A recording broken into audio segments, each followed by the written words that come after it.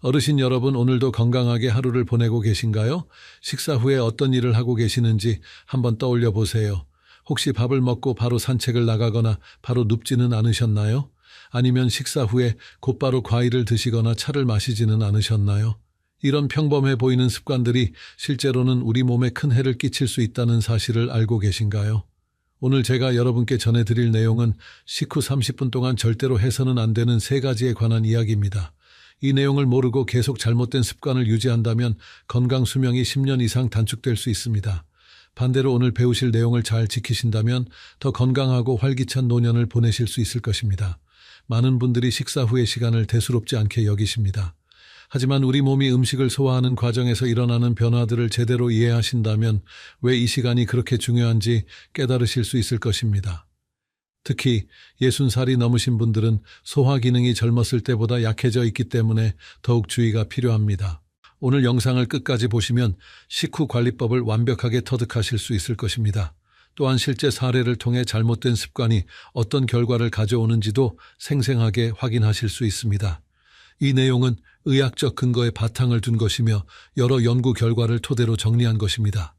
다만 이 영상의 내용은 일반적인 건강 정보 제공 목적이며 개인의 구체적인 의료 상담을 대신할 수는 없습니다. 특별한 질환이 있으시거나 복용 중인 약물이 있으시다면 반드시 담당 의사와 상담하신 후 적용하시기 바랍니다. 그럼 지금부터 식후 30분의 비밀에 대해 자세히 알아보겠습니다. 72세의 김순자 할머니는 평생 건강하게 지내왔습니다. 매일 규칙적으로 식사를 하시고 적당한 운동도 꾸준히 하셨습니다. 하지만 최근 몇 년 사이에 소화불량과 속쓰림이 자주 발생하기 시작했습니다. 처음에는 나이가 들어서 그런가 보다 하고 대수롭지 않게 여겼습니다. 김 할머니의 하루 일과는 매우 규칙적이었습니다. 아침 7시에 일어나서 간단한 체조를 하시고 8시에 아침 식사를 하셨습니다. 그리고 나서 바로 동네 한 바퀴를 산책하는 것이 오랜 습관이었습니다. 점심 식사 후에도 마찬가지로 바로 텔레비전을 보며 과일을 드시고 녹차를 마시는 것이 일상이었습니다. 어느 날 김 할머니는 점심 식사 후 평소처럼 사과를 드시고 있었습니다. 그런데 갑자기 심한 복통과 함께 속이 뒤틀리는 듯한 고통을 느꼈습니다. 처음에는 사과가 상했나 싶어서 참았지만 고통이 점점 심해졌습니다. 식은땀이 나고 어지러움까지 느껴졌습니다. 급하게 병원에 가서 검사를 받아보니 급성 소화불량이라는 진단을 받았습니다. 의사는 김 할머니에게 식후 습관에 대해 자세히 물어보았습니다. 그리고 나서 김 할머니의 오랜 습관들이 문제였다는 것을 알려주었습니다. 식후 바로 운동을 하거나 과일을 먹는 것이 소화기관에 부담을 주고 있었던 것입니다. 의사의 설명을 듣고 김 할머니는 깜짝 놀랐습니다. 평생 건강에 좋다고 생각했던 습관들이 오히려 해로웠다는 사실을 처음 알게 되었기 때문입니다.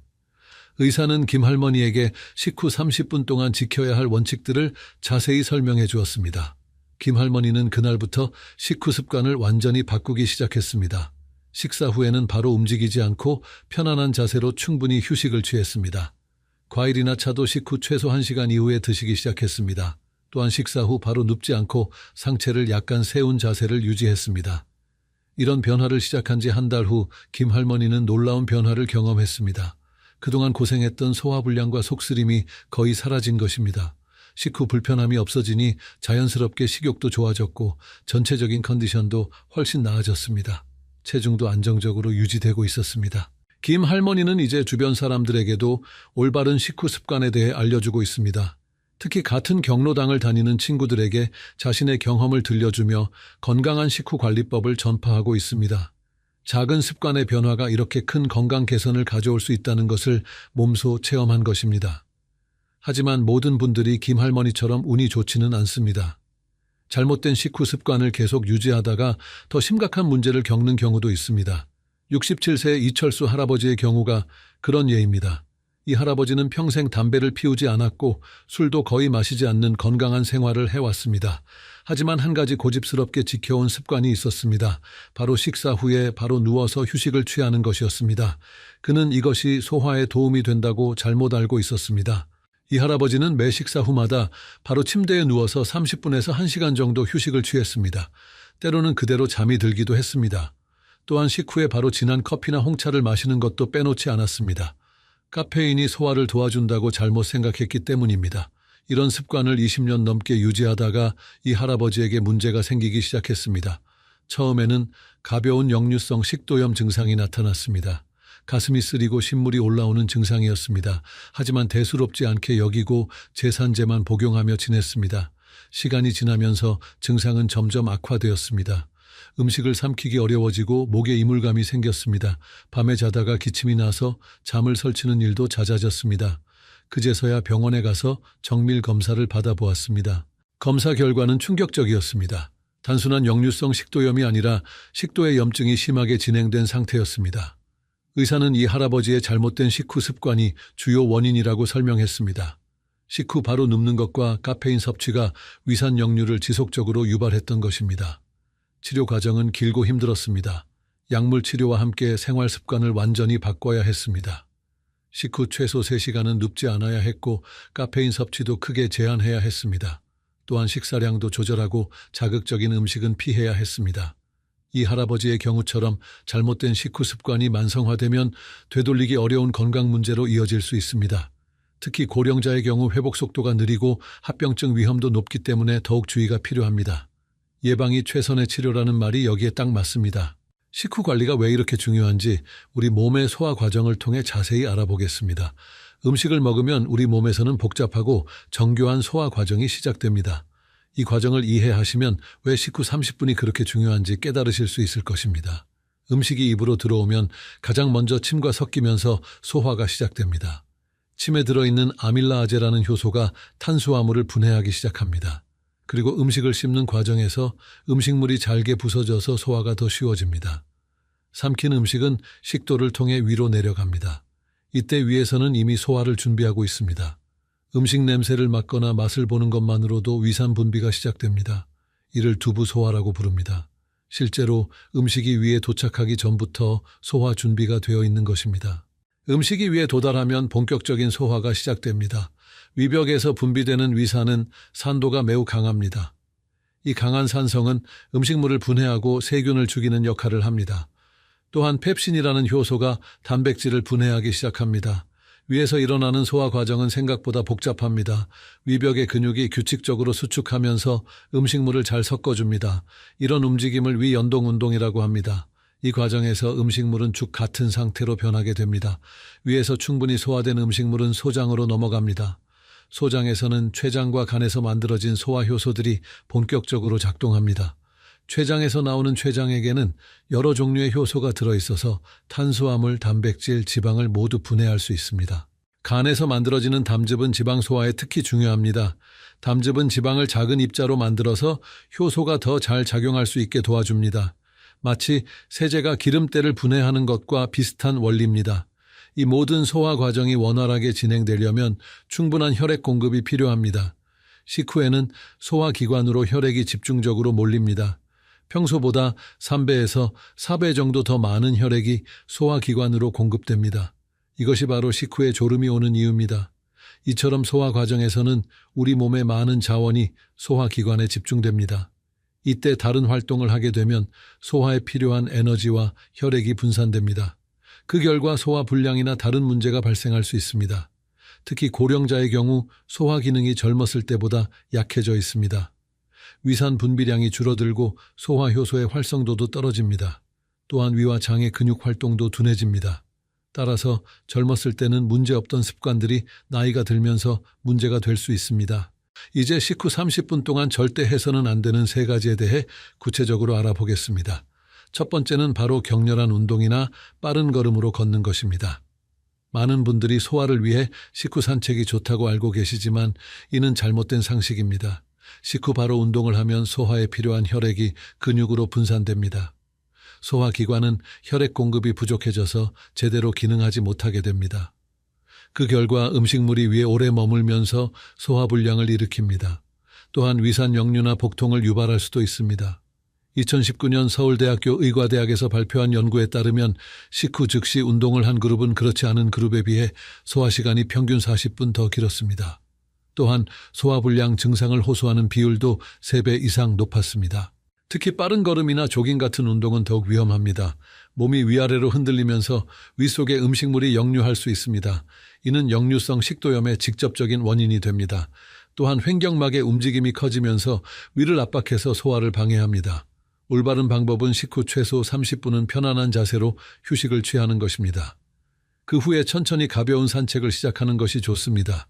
산책할 때도 빠르게 걷지 말고 평소 걷는 속도보다 느리게 걷는 것이 중요합니다. 이렇게 하면 소화를 돕는 동시에 혈당 조절에도 도움이 됩니다. 두 번째로 절대 해서는 안 되는 것은 식후 바로 과일을 먹거나 차를 마시는 것입니다. 많은 분들이 식후 후식으로 과일을 드시거나 소화를 돕기 위해 차를 마시십니다. 하지만 이는 오히려 소화를 방해하는 행동입니다. 과일에는 과당이라는 단순당이 많이 들어 있습니다. 이 과당은 다른 음식보다 빠르게 소화되어야 합니다. 그런데 위에 다른 음식물이 있으면 과일이 제때 소화되지 못하고 발효되기 시작합니다. 이 과정에서 가스가 발생하고 복부 팽만감이나 복통을 유발합니다. 또한 과일의 산성 성분이 위상과 만나면 위벽을 자극할 수 있습니다. 특히 감귤류나 신과일의 경우 이런 문제가 더 심하게 나타납니다. 2021년 대한소화계약회의 연구에 따르면 식후 즉시 과일을 섭취한 그룹에서 위장장애 발생률이 2배 이상 높았습니다. 차 역시 마찬가지 문제가 있습니다. 특히 녹차나 홍채에 들어있는 탄닌 성분은 철분 흡수를 방해합니다. 식사로 섭취한 철분이 제대로 흡수되지 못해서 빈혈의 원인이 될 수 있습니다. 또한 카페인 성분이 위산 분비를 자극해서 위벽을 손상시킬 수 있습니다. 올바른 방법은 과일이나 차를 식후 최소 1시간 이후에 섭취하는 것입니다. 이때쯤이면 위에 있던 음식물이 어느 정도 소장으로 넘어가서 과일이나 차에 부정적인 영향을 줄일 수 있습니다. 특히 당뇨병이 있으신 분들은 과일 섭취 시기를 더욱 주의 깊게 조절하셔야 합니다. 세 번째로 절대 해서는 안 되는 것은 식후 바로 눕거나 잠을 자는 것입니다. 식후에 졸음이 오는 것은 자연스러운 현상이지만 바로 누워서는 안 됩니다. 누운 자세에서는 중력의 도움을 받을 수 없어서 위산이 식도로 역류하기 쉽습니다. 위와 식도 사이에는 하부식도 괄약근이라는 근육이 있습니다. 이 근육이 위산이 식도로 올라가는 것을 막아줍니다. 하지만 누운 자세에서는 이 근육의 기능이 약해집니다. 또한 중력의 영향으로 윗속의 내용물이 식도 쪽으로 밀려올 수 있습니다. 식후 바로 눕는 습관을 오래 지속하면 만성 역류성 식도염으로 발전할 수 있습니다. 이는 식도 점막을 지속적으로 손상시켜서 심각한 합병증을 유발할 수 있습니다. 2018년 국립암센터의 연구에 따르면 만성 역류성 식도염 환자의 80% 이상이 식후 바로 눕는 습관을 가지고 있었습니다. 또한 식후 바로 잠을 자면 수면의 질도 떨어집니다. 소화가 진행되면서 발생하는 열과 혈액순환 변화가 깊은 잠을 방해합니다. 그 결과 자주 깨게 되고 피로가 제대로 회복되지 않습니다. 올바른 방법은 식후 최소 2시간에서 3시간은 상체를 세운 자세를 유지하는 것입니다. 소파에 앉아 있거나 의자에 앉아 있는 것이 좋습니다. 만약 누워야 한다면 상체를 30도 정도 높여서 반쯤 앉은 자세를 유지하는 것이 좋습니다. 지금까지 말씀드린 내용이 여러분께 도움이 되고 있나요? 식후 관리의 중요성을 새롭게 깨달으셨다면 이 영상에 좋아요를 눌러주시고 구독도 부탁드립니다. 더 많은 분들이 올바른 건강 정보를 접할 수 있도록 도와주세요. 이제 계절별로 주의해야 할 식후 관리법에 대해 알아보겠습니다. 계절에 따라 우리 몸의 소화 기능도 달라지기 때문에 그에 맞는 관리가 필요합니다. 여름철에는 더위로 인해 소화 기능이 떨어지기 쉽습니다. 높은 기온과 습도는 식욕을 떨어뜨리고 소화 효소의 활성을 감소시킵니다. 이때는 특히 차가운 음식을 식후에 섭취하지 않도록 주의해야 합니다. 아이스크림이나 냉음료는 위장의 온도를 급격히 낮춰서 소화를 더욱 어렵게 만듭니다. 겨울철에는 추위로 인해 혈액순환이 원활하지 않을 수 있습니다. 이때는 식후에 따뜻한 곳에서 휴식을 취하는 것이 중요합니다. 하지만 너무 뜨거운 음식이나 음료는 피하는 것이 좋습니다. 위벽을 자극해서 염증을 유발할 수 있기 때문입니다. 봄과 가을에는 비교적 소화 기능이 안정적입니다. 하지만 환절기에는 면역력이 떨어지기 쉬우므로 더욱 주의 깊은 식후 관리가 필요합니다. 특히 알레르기가 있으신 분들은 식후 증상이 악화될 수 있으므로 평소보다 더 조심스럽게 관리하셔야 합니다. 만성 질환이 있으신 분들은 더욱 세심한 주의가 필요합니다. 당뇨병이 있으신 분들은 식후 혈당 관리가 매우 중요합니다. 식후 바로 운동을 하면 혈당이 급격히 떨어질 수 있어 위험합니다. 반대로 바로 누우면 혈당이 오래 높은 상태로 유지될 수 있습니다. 고혈압이 있으신 분들도 식후 관리가 중요합니다. 식후에는 혈압이 일시적으로 떨어지는 식후 저혈압이 발생할 수 있습니다. 이때 갑자기 일어나거나 움직이면 어지러움이나 실신을 일으킬 수 있습니다. 따라서 식후에는 천천히 움직이고 충분한 휴식을 취하는 것이 중요합니다.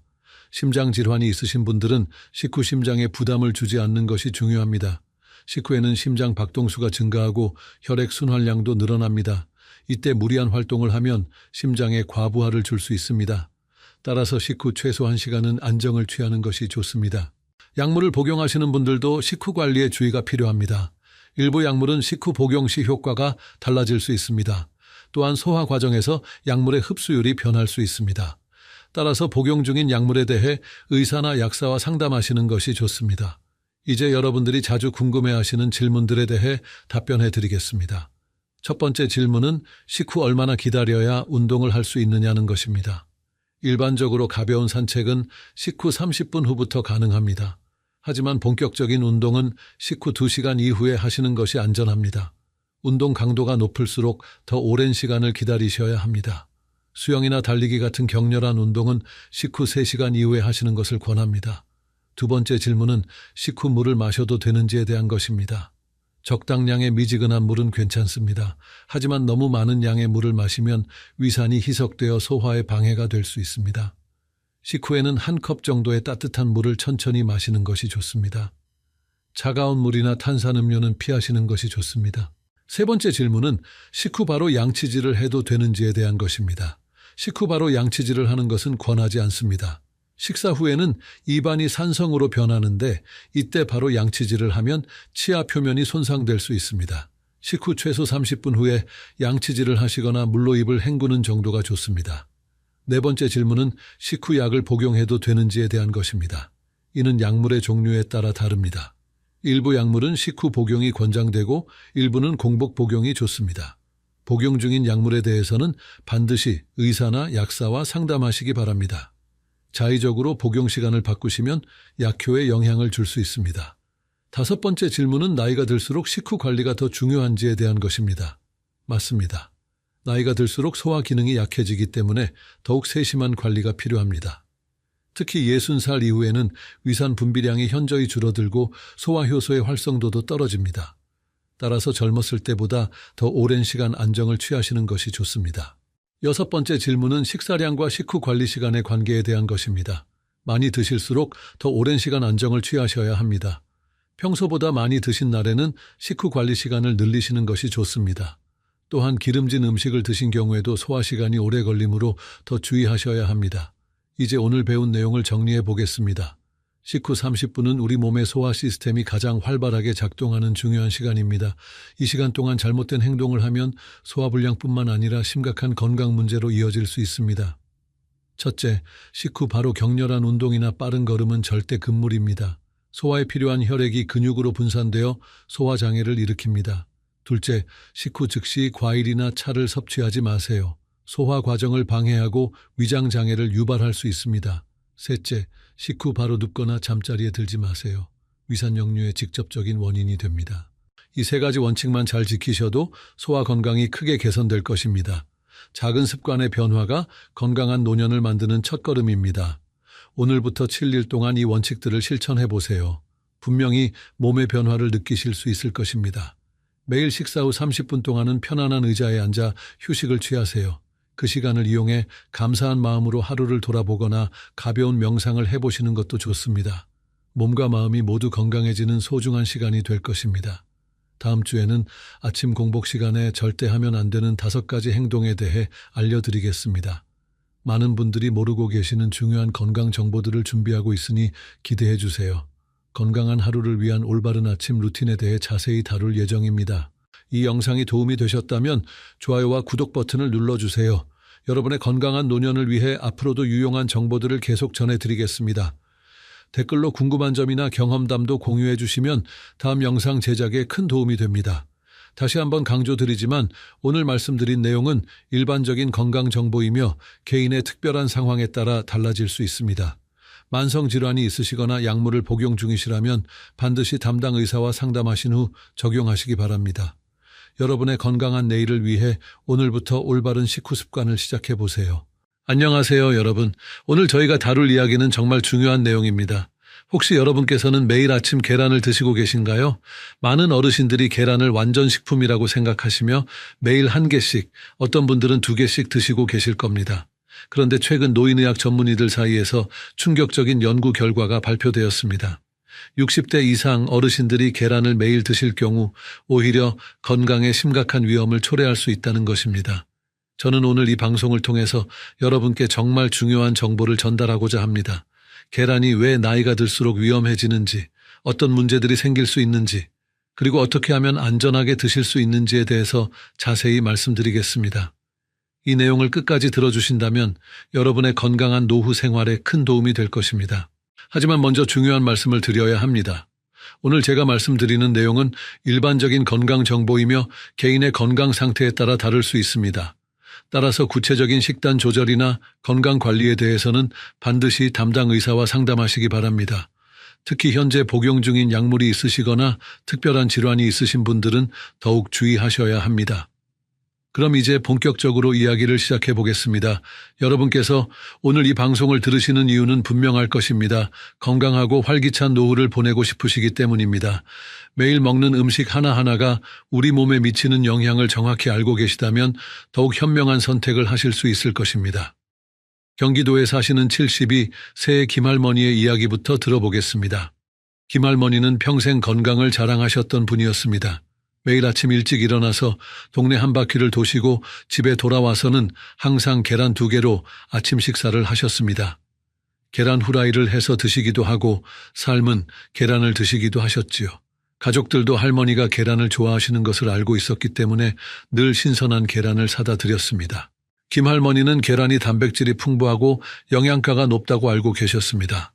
텔레비전이나 건강 프로그램에서도 계란을 완전식품이라고 하니까 더욱 열심히 드셨던 것입니다. 그런데 작년 가을부터 이상한 증상들이 나타나기 시작했습니다. 처음에는 아침에 일어날 때 어지러움을 느끼셨습니다. 나이가 들어서 그런가 보다 하고 대수롭지 않게 생각하셨지요. 하지만 시간이 지나면서 증상은 점점 심해졌습니다. 가슴이 답답하고 숨이 차는 느낌이 들기 시작했습니다. 평소에 잘 걷던 거리도 중간에 쉬어야 할 정도가 되었습니다. 가족들이 걱정해서 병원에 가보자고 했지만 김할머니는 단순히 나이 때문이라고 생각하시며 미루고 계셨습니다. 그러던 어느 날 아침이었습니다. 김할머니가 평소처럼 계란 2개로 아침을 드시고 나서 갑자기 가슴을 움켜쥐며 쓰러지셨습니다. 다행히 옆에 있던 며느리가 빨리 발견해서 응급실로 모셨습니다. 병원에서 검사를 받아보니 놀라운 결과가 나왔습니다. 김할머니의 혈중 콜레스테롤 수치가 정상보다 훨씬 높았고 혈관 곳곳에 문제가 생겨 있었던 것입니다. 의사 선생님께서 김할머니의 식습관에 대해서 자세히 물어보셨습니다. 그때서야 매일 드시던 계란이 문제가 될 수 있다는 것을 알게 되었습니다. 젊을 때는 괜찮았지만 나이가 들면서 몸의 신진대사가 변하고 콜레스테롤을 처리하는 능력이 떨어졌던 것입니다. 의사 선생님은 당분간 계란 섭취를 중단하고 약물 치료를 받으라고 하셨습니다. 다행히 김할머니는 빠른 치료로 회복하셨습니다. 지금은 계란을 일주일에 2번 정도만 드시고 계시며 건강 상태도 많이 좋아지셨습니다. 김할머니는 지금도 그때 일을 생각하면 아찔하다고 하십니다. 좋다고 생각해서 매일 드시던 것이 오히려 독이 될 수 있다는 것을 그때 처음 알게 되셨다고 합니다. 이번에는 반대의 경우를 말씀드리겠습니다. 서울에 사시는 68세 박할아버지의 이야기입니다. 박할아버지는 김할머니와는 다른 상황이었습니다. 박할아버지도 평소에 계란을 매일 드시고 계셨는데 어느 날부터인가 소화가 잘 안 되기 시작하셨습니다. 계란을 드시고 나면 속이 더부룩하고 때로는 설사를 하시기도 했습니다. 박할아버지는 처음에 단순히 소화불량 정도로 생각하셨습니다. 소화제를 드시면서 계속 계란을 드셨지요. 하지만 증상은 점점 심해졌습니다. 계란을 드시고 나면 몇 시간 동안 속이 아프고 메스꺼움을 느끼셨습니다. 가족들이 걱정해서 다른 음식을 권해도 박할아버지는 계란이 몸에 좋다는 생각에 계속 드시려고 하셨습니다. 결국 어느 날 심한 복통으로 응급실에 가시게 되었습니다. 검사 결과 담석이 발견되었습니다. 의사 선생님은 박할아버지의 나이와 식습관을 고려할 때 매일 드시던 계란이 담석 형성에 영향을 주었을 가능성이 크다고 말씀하셨습니다. 나이가 들면서 담즙의 구성이 변하고 콜레스테롤이 많은 음식을 매일 드시면 담석이 생기기 쉽다는 것이었습니다. 박할아버지는 수술을 받으셔야 했습니다. 다행히 수술은 성공적으로 끝났지만 회복하는 데 오랜 시간이 걸렸습니다. 70 가까운 나이에 수술을 받으시느라 몸과 마음이 많이 힘드셨습니다. 박할아버지는 지금 계란을 완전히 끊으셨고 대신 다른 단백질 음식들을 드시고 계십니다. 박할아버지의 사연에서 중요한 것은 증상이 나타났을 때 빨리 대처하지 못했다는 점입니다. 소화불량이나 복통 같은 증상들을 단순하게 생각하고 넘어가신 것이 문제를 키웠습니다. 만약 처음 증상이 나타났을 때 병원에 가서 정확한 진단을 받으셨다면 수술까지는 하지 않아도 되었을지도 모릅니다. 이제 왜 나이가 들면서 계란이 위험해지는지에 대해서 자세히 설명드리겠습니다. 먼저 우리 몸의 변화부터 이해해야 합니다. 나이가 들면서 우리 몸은 여러 가지 변화를 겪습니다. 가장 중요한 변화 중 하나가 바로 신진대사의 변화입니다. 젊을 때는 음식을 먹으면 빨리 소화되고 필요한 영양소는 흡수되며 필요 없는 것들은 빨리 배출되었습니다. 하지만 60대가 되면서부터는 이런 과정들이 모두 느려집니다. 특히 콜레스테롤을 처리하는 능력이 현저히 떨어집니다. 간에서 콜레스테롤을 분해하는 효소의 활동이 줄어들고 혈관에서 콜레스테롤을 제거하는 능력도 약해집니다. 이런 상황에서 콜레스테롤이 많이 들어있는 계란을 매일 드시면 혈액 속에 콜레스테롤이 쌓이게 됩니다. 계란 하나에는 약 200mg의 콜레스테롤이 들어있습니다. 이것은 하루 권장량의 3분의 2에 해당하는 양입니다. 젊은 사람들에게는 문제가 되지 않지만 신진대사가 느려진 어르신들에게는 부담이 될 수 있습니다. 특히 매일 2개씩 드신다면 하루 권장량을 훨씬 초과하게 됩니다. 또 다른 문제는 소화 능력의 변화입니다. 나이가 들면서 위산 분비가 줄어들고 소화효소의 활동도 약해집니다. 계란의 단백질은 비교적 소화하기 어려운 편인데 소화 능력이 떨어진 상태에서 매일 드시면 소화 불량이나 복통을 일으킬 수 있습니다. 특히 계란을 삶거나 기름에 튀겨서 드시면 더욱 소화가 어려워집니다. 담즙의 변화도 중요한 문제입니다. 나이가 들면서 담즙의 구성이 변하고 콜레스테롤의 비율이 높아집니다. 이런 상황에서 콜레스테롤이 많은 음식을 계속 드시면 담석이 생기기 쉽습니다. 담석은 한번 생기면 심한 통증을 일으키고 경우에 따라서는 수술이 필요할 수도 있습니다. 혈당 조절 능력의 변화도 고려해야 합니다. 나이가 들면서 인슐린의 효과가 떨어지고 혈당을 조절하는 능력이 약해집니다. 계란 자체는 혈당에 직접적인 영향을 주지는 않지만 함께 드시는 다른 음식들과의 조합에 따라서 혈당 상승을 일으킬 수 있습니다. 특히 빵이나 밥과 함께 드시는 경우에는 더욱 주의하셔야 합니다. 국내 연구진이 2023년에 발표한 자료에 따르면 65세 이상 어르신들 중에서 매일 계란을 드시는 분들의 심혈관 질환 발생률이 일주일에 3번 이하로 드시는 분들보다 약 38% 높았다고 합니다. 이는 매우 충격적인 결과입니다. 건강에 좋다고 생각해서 드시던 계란이 오히려 심장과 혈관 건강에 나쁜 영향을 줄 수 있다는 것입니다. 또한 같은 연구에서는 70세 이상 어르신들의 경우 이 위험성이 더욱 높아진다는 것을 보여주었습니다. 나이가 들수록 계란 섭취로 인한 위험이 커진다는 것입니다. 이는 앞서 말씀드린 신진대사의 변화와 직접적인 관련이 있습니다. 미국의 한 대학에서 진행한 장기 추적 연구에서도 비슷한 결과가 나왔습니다.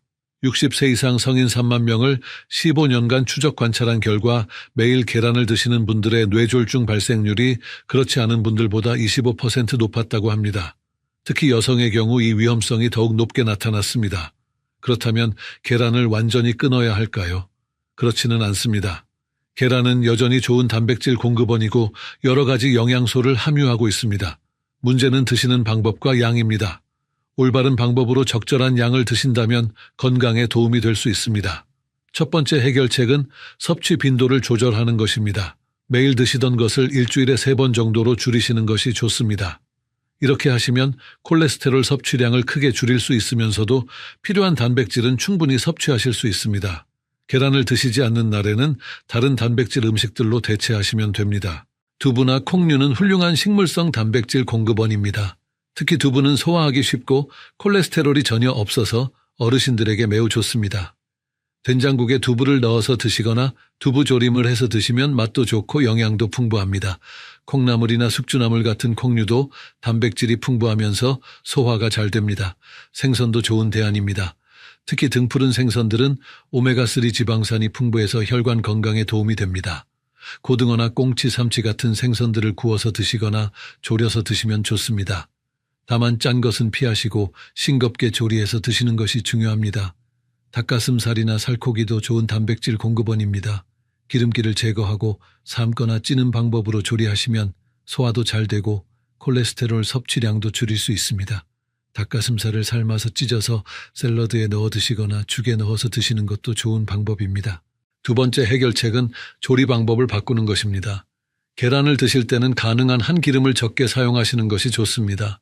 계란 후라이보다는 삶은 계란이나 찐 계란이 더 건강합니다. 기름에 튀기면 칼로리도 높아지고 소화도 어려워집니다. 특히 오래된 기름이나 여러 번 사용한 기름은 건강에 해로울 수 있으니 주의하셔야 합니다. 물에 삶은 계란은 가장 건강한 조리 방법입니다. 소금을 조금 넣고 끓는 물에 8분에서 10분 정도 삶으시면 됩니다. 너무 오래 삶으면 단백질이 변성되어 소화가 어려워질 수 있으니 적당한 시간을 지키시는 것이 중요합니다. 삶은 계란은 그대로 드셔도 되고 샐러드에 넣어서 드셔도 좋습니다. 계란찜도 좋은 방법입니다. 계란을 풀어서 물이나 우유를 조금 넣고 찜통에 쪄서 만드시면 부드럽고 소화하기 쉽습니다. 여기에 야채를 넣으시면 영양도 더욱 풍부해집니다. 당근이나 시금치, 버섯 같은 야채들을 잘게 다져서 넣으시면 맛도 좋고 건강에도 도움이 됩니다. 반숙 계란도 소화하기 쉬운 조리 방법입니다. 끓는 물에 서너 분 정도만 삶아서 노른자가 반 정도 익은 상태로 드시면 됩니다. 이렇게 하면 단백질의 변성을 최소화할 수 있고 소화도 잘 됩니다. 다만 날계란에 가까움으로 신선한 계란을 사용하시는 것이 중요합니다. 세 번째 해결책은 함께 드시는 음식을 조절하는 것입니다. 계란을 드실 때는 야채와 함께 드시는 것이 좋습니다. 섬유질이 풍부한 야채들은 콜레스테롤의 흡수를 줄여주고 포만감도 높여줍니다. 상추나 양배추, 오이 같은 생야채와 함께 드시면 더욱 좋습니다. 토마토도 계란과 궁합이 좋은 음식입니다. 토마토에 들어있는 라이코펜은 항산화 작용을 해서 혈관 건강에 도움이 됩니다. 계란과 토마토를 함께 볶아서 드시거나 계란에 토마토를 곁들여서 드시면 영양의 균형도 맞추고 맛도 좋습니다. 하지만 토마토를 익혀서 드시는 것이 생으로 드시는 것보다 라이코펜 흡수에 더 좋습니다. 아보카도도 좋은 조합입니다. 아보카도에는 불포화 지방산이 풍부해서 콜레스테롤 수치를 개선하는 데 도움이 됩니다. 삶은 계란과 아보카도를 함께 으깨서 샐러드로 만들어 드시면 맛도 좋고 영양도 균형 잡힙니다. 하지만 아보카도는 칼로리가 높으므로 적당량만 드시는 것이 좋습니다. 현미나 귀리 같은 통곡물과 함께 드시는 것도 좋습니다. 통곡물에 들어있는 섬유질과 비타민 B 복합체는 콜레스테롤 대사를 도와줍니다. 현미밥에 계란을 올려서 드시거나 귀리죽에 계란을 넣어서 드시면 건강한 한 끼 식사가 됩니다. 반대로 피해야 할 조합도 있습니다. 베이컨이나 소시지 같은 가공육과 함께 드시는 것은 좋지 않습니다. 이런 음식들은 이미 콜레스테롤과 나트륨이 많이 들어있어서 계란과 함께 드시면 심혈관 건강에 더욱 나쁜 영향을 줄 수 있습니다. 또한 버터나 마가린을 많이 사용한 빵과 함께 드시는 것도 피하시는 것이 좋습니다. 설탕을 많이 넣은 음료와 함께 드시는 것도 좋지 않습니다. 단순당은 혈당을 급격히 올려서 인슐린 저항성을 증가시킬 수 있습니다. 계란을 드실 때는 물이나 무가당차를 함께 드시는 것이 좋습니다. 녹차나 홍차는 항산화 성분이 풍부해서 건강에도 도움이 됩니다. 이제 계절별로 주의할 점들에 대해서 말씀드리겠습니다. 여름철에는 계란의 보관에 특히 주의하셔야 합니다. 기온이 높고 습도가 높은 여름에는 계란이 쉽게 상할 수 있습니다. 상한 계란을 드시면 식중독에 걸릴 수 있고 특히 어르신들에게는 더욱 위험할 수 있습니다. 계란은 반드시 냉장고에 보관하시고 껍질에 금이 간 것은 드시지 마세요. 여름철에는 또한 식욕이 떨어져서 계란만 드시는 경우가 있는데 이는 좋지 않습니다. 다른 영양소의 섭취가 부족해질 수 있고 수분 부족으로 인해 콜레스테롤 농도가 더욱 높아질 수 있습니다. 여름철에는 수분을 충분히 섭취하시고 다양한 음식을 골고루 드시는 것이 중요합니다. 겨울철에는 활동량이 줄어들어서 신진대사가 더욱 느려집니다. 이런 시기에 계란을 많이 드시면 콜레스테롤이 더 쉽게 쌓일 수 있습니다. 겨울철에는 계란 섭취량을 더욱 줄이시고 대신 따뜻한 국물 요리나 찜 요리를 드시는 것이 좋습니다. 또한 실내에서라도 가벼운 운동을 꼭 하시기 바랍니다. 봄과 가을은 비교적 계란을 드시기에 좋은 계절입니다. 하지만 환절기에는 면역력이 떨어지기 쉬우므로 계란과 함께 비타민이 풍부한 과일이나 야채를 더 많이 드시는 것이 좋습니다. 특히 비타민C가 풍부한 음식들은 면역력 강화에 도움이 됩니다. 질환별 주의사항도 중요합니다. 당뇨병이 있으신 분들은 계란을 드실 때 더욱 주의하셔야 합니다. 계란 자체는 혈당에 직접적인 영향을 주지 않지만 함께 드시는 음식에 따라서 혈당이 올라갈 수 있습니다. 특히 빵이나 밥과 함께 드시면 혈당 상승이 더 클 수 있으니 주의하세요. 고혈압이 있으신 분들은 계란을 조리할 때 소금 사용을 최소화하셔야 합니다. 계란 자체에도 나트륨이 어느 정도 들어있으므로 추가로 소금을 많이 넣지 마세요. 대신 허브나 향신료를 사용해서 맛을 내시는 것이 좋습니다. 후추나 파슬리, 바질 같은 것들을 사용하면 맛도 좋고 건강에도 도움이 됩니다. 콜레스테롤 수치가 높으신 분들은 계란 흰자만 드시는 것을 고려해 보세요. 계란의 콜레스테롤은 대부분 노른자에 들어 있습니다. 흰자는 콜레스테롤이 거의 없으면서도 양질의 단백질이 풍부합니다. 흰자만 사용해서 스크럼블을 만들거나 흰자로만 계란찜을 만드실 수 있습니다. 신장 질환이 있으신 분들은 단백질 섭취량을 조절해야 하므로 계란 섭취에 더욱 신중하셔야 합니다. 신장 기능이 떨어지면 단백질을 제대로 처리하지 못해서 몸에 노폐물이 쌓일 수 있습니다. 반드시 담당 의사와 상담하시고 개인별 단백질 섭취량에 맞춰서 드시기 바랍니다. 약물 복용 시기와 관련된 주의사항도 말씀드리겠습니다. 고지혈증 치료제인 스타틴 계열 약물을 복용하고 계신 분들은 계란 섭취 시간을 조절하시는 것이 좋습니다. 이런 약물들은 보통 저녁에 복용하는데 같은 날 계란을 많이 드시면 약물의 효과가 떨어질 수 있습니다. 계란을 드신 날에는 가능한 한 오전 중에 드시고 약물은 정해진 시간에 복용하세요. 혈압약을 드시는 분들도 주의하셔야 합니다. 일부 혈압약은 칼륨 수치에 영향을 주는데 계란과 함께 드시는 음식에 따라서 칼륨 섭취량이 달라질 수 있습니다. 특히 바나나나 오렌지 같은 칼륨이 많은 과일과 함께 드시면 혈중 칼륨 농도가 너무 높아질 수 있으니 주의하세요. 당뇨병 약물을 복용하고 계신 분들은 계란을 드시는 시간대를 고려하셔야 합니다. 혈당 강화제는 보통 식사 30분 전에 복용하는데 계란의 단백질과 지방은 소화가 느려서 혈당 상승 시점이 달라질 수 있습니다. 처음에는 혈당을 자주 체크하시면서 패턴을 파악하시는 것이 좋습니다. 아스피린을 복용하고 계신 분들도 주의하셔야 합니다. 아스피린은 위 점막을 자극할 수 있는데 계란을 기름에 튀겨서 드시면 위에 부담을 줄 수 있습니다. 아스피린을 복용하고 계시다면 계란을 삶거나 찌는 방법으로 드시는 것이 좋습니다. 이제 여러분들이 자주 궁금해하시는 질문들에 대해서 답변 드리겠습니다. 첫 번째 질문입니다. 계란을 완전히 끊어야 하나요? 그렇지 않습니다. 계란은 여전히 좋은 영양소를 가지고 있는 음식입니다. 중요한 것은 적절한 양과 올바른 방법으로 드시는 것입니다. 일주일에 3번 정도 한 번에 1개씩 드시면 건강에 도움이 될 수 있습니다. 다만 개인의 건강 상태에 따라 다를 수 있으므로 정기적으로 건강검진을 받으시고 의사와 상담하시기 바랍니다. 두 번째 질문입니다. 계란 대신 드실 수 있는 좋은 단백질 음식은 무엇인가요? 두부가 가장 좋은 대안입니다. 두부는 식물성 단백질이 풍부하면서도 콜레스테롤이 전혀 없습니다. 또한 소화하기 쉽고 다양한 방법으로 조리할 수 있어서 매우 좋습니다. 그 외에도 생선, 특히 등푸른 생선들이 좋습니다. 고등어, 꽁치, 삼치 같은 생선들은 오메가3 지방산이 풍부해서 혈관 건강에 도움이 됩니다. 닭가슴살도 좋은 대안입니다. 기름기를 제거하고 삶거나 찌는 방법으로 조리하면 소화도 잘 되고 단백질도 충분히 섭취할 수 있습니다. 콩류도 훌륭한 선택입니다. 검은콩, 대두, 완두콩 등은 모두 좋은 식물성 단백질 공급원입니다. 이런 음식들을 번갈아가며 드시면 영양의 균형도 맞추고 맛의 변화도 줄 수 있습니다. 세 번째 질문입니다. 계란 흰자만 드시면 괜찮은가요? 네, 훨씬 안전합니다. 계란의 콜레스테롤은 대부분 노른자에 들어있고 흰자는 거의 없습니다. 흰자는 순수한 단백질이라고 볼 수 있어서 콜레스테롤 걱정 없이 드실 수 있습니다. 흰자만으로도 스크럼블이나 계란찜을 만들 수 있고 맛도 나쁘지 않습니다. 다만 노른자에 들어있는 일부 영양소는 섭취하지 못하게 되므로 다른 음식으로 보충하시는 것이 좋습니다. 네 번째 질문입니다. 유정란과 무정란 중 어느 것이 더 좋은가요? 영양학적으로는 큰 차이가 없습니다. 유정란이 더 비싸고 자연스럽다는 이미지가 있지만 실제 영양 성분은 거의 같습니다. 더 중요한 것은 신선도입니다. 유정란이든 무정란이든 신선한 것을 선택하시고 올바르게 보관하시는 것이 중요합니다. 계란을 고르실 때는 껍질에 금이 가지 않았는지 표면이 깨끗한지 확인하시고 구입 후에는 바로 냉장 보관하세요. 이제 오늘 배운 내용을 정리해 보겠습니다. 첫째, 60세 이상 어르신들에게는 매일 계란을 드시는 것이 건강에 위험할 수 있습니다. 나이가 들면서 콜레스테롤을 처리하는 능력이 떨어지기 때문입니다. 둘째, 계란을 완전히 끊을 필요는 없지만 일주일에 3번 정도로 줄이시고 조리 방법도 기름을 적게 사용하는 방향으로 바꾸셔야 합니다.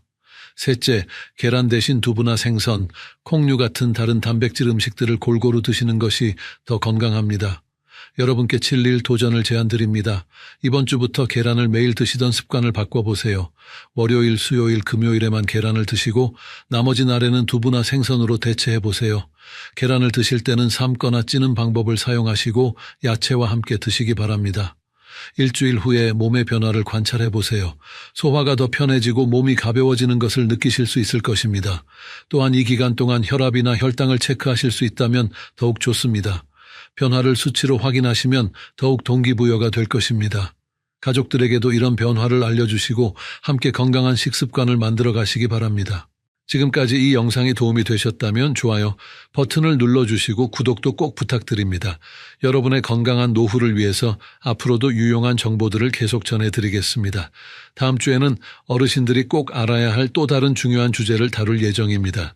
바로 혈압약과 함께 드시면 안 되는 음식들에 대한 이야기입니다. 많은 어르신들이 모르고 계시는 위험한 조합들이 있습니다. 놓치지 마시고 다음 주에도 함께 해주세요. 마지막으로 다시 한번 강조드리지만 오늘 말씀드린 내용은 일반적인 건강 정보입니다. 개인의 건강 상태나 복용 중인 약물에 따라서 다를 수 있으므로 구체적인 식단 조절은 반드시 담당 의사와 상담하시기 바랍니다. 건강한 하루 되세요.